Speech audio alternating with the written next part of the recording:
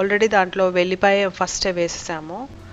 Just oil వేసేసి ఆవాలు జీలకర్ర వేసేసి ఈ మిరపకాయలు ఉన్నాయి కదా, ఈ మిరపకాయలు కూడా మన చెట్లో హార్వెస్టే అనమాట. టోటల్గా మన చెట్లు హార్వెస్టే.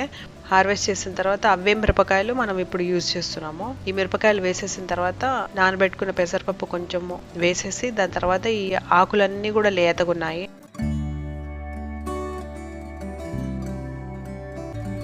జస్ట్ 5 days 6 days ఆకులే అనమాట ఇవన్నీ కూడా. స్ప్రౌట్స్ వేసిన తర్వాత 5-6 daysకే కట్ చేసేసాము. ఇంకెక్కువ రోజులైతే ముదిరిపోతాయి కాడలు, అందుకే కట్ చేసేసాము. మంచిగా వాష్ చేసిన తర్వాత ముక్కలు చేసిన తర్వాత ఇప్పుడు దాంట్లో పెసరపప్పు వేసిన తర్వాత వేసేసి కలిపేసి కొంచెం సాల్ట్ వేసేసి కొంచెం వాటర్ వేసేసి మూత పెట్టేస్తే మగ్గిపోతుంది.